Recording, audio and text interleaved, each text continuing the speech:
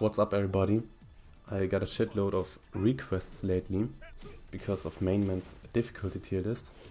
So viewers have been asking me if Lei is easy to use and if Lei is a strong character in Tekken 7.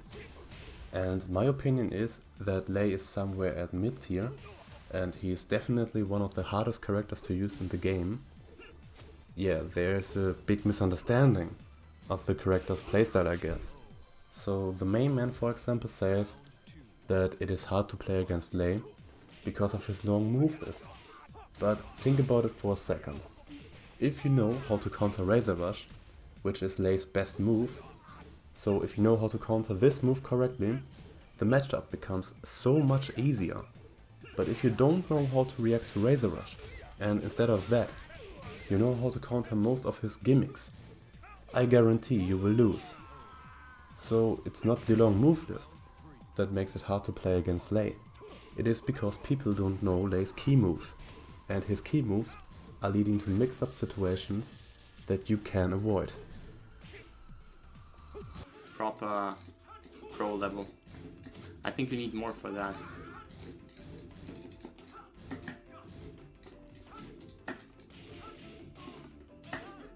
He's using one move on me.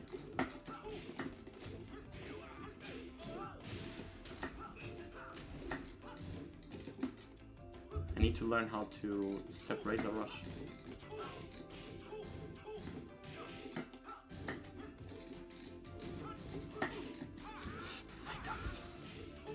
I could, yeah. Oh man.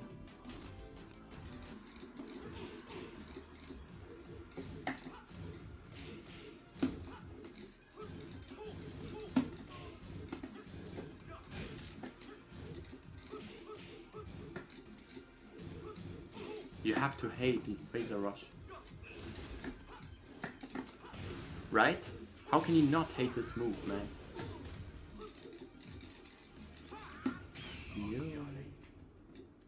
Out of range! Now what makes Lei so damn good? Lei has good panic buttons, I would say.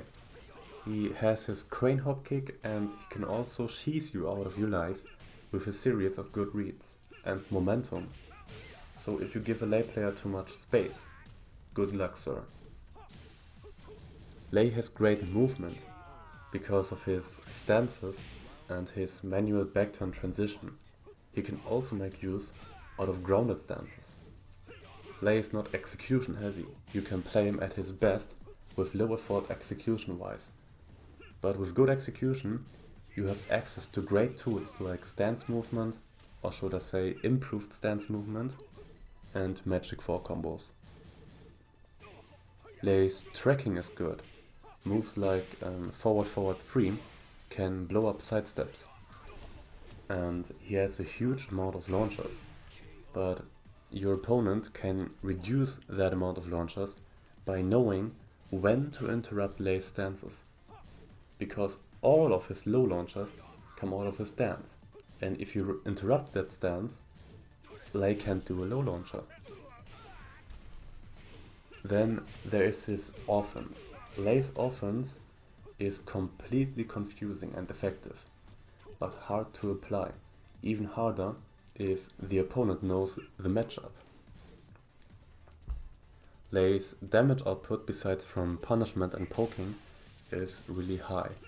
And Lei is probably the character with the biggest mix-up potential out of all characters in Tekken 7, if you apply his mix-ups the right way.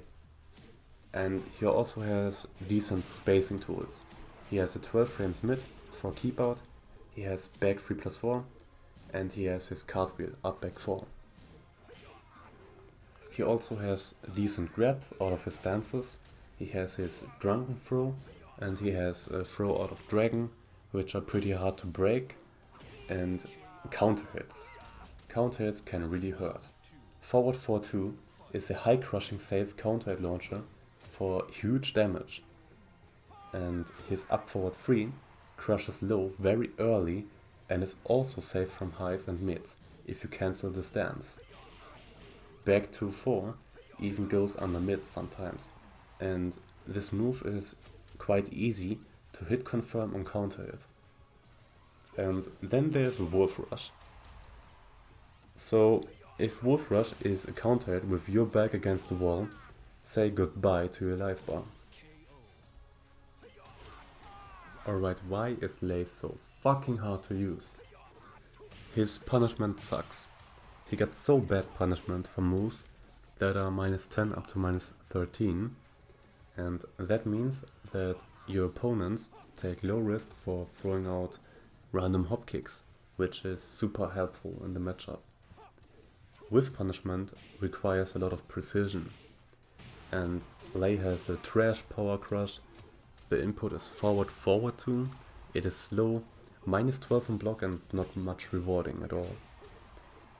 None of his low pokes is giving him momentum, so if you don't want to risk getting launched, his damage output for his low pokes is not high, and risk reward. So yeah, Lei is risky, you can do a lot of wrong decisions here. And as mentioned before, he might have a strong mix-up potential, but his launching lows come out of stances which can be interrupted. So how strong his 50-50 is depends on character knowledge of the opponent. And his comeback potential, oh my god, his rage drives hurts him so much. As all of his rage drives come out of his anime stances, they are so useless most of the time. He can't just throw out stupid good moves when in rage, like most other characters. And comeback potential is a big part of Tekken 7.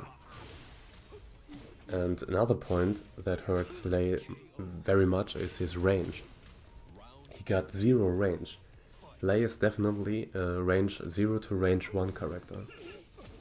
And his grounded hitting options are way under average. If the enemy just stays on the ground, Lei has very bad tools for hitting someone grounded. Well, on the other hand, you can create good wake-up situations with Lei by using his stances, like Panther or Snake, after hitting down 4. It's super hard to approach turtles with Lei. You need to master dash block, and you gotta make use out of his stances in neutral game, which can be risky for Lei. And his rage art is also inconsistent, with his back against the wall for example. And last but not least, his wall game is awkward, as it is hard to apply the pressure needed to keep someone at the wall. So he has slow wall splitting mids, and you gotta commit to lows sometimes. What you see here is a matchup tier list for Lei Wulong.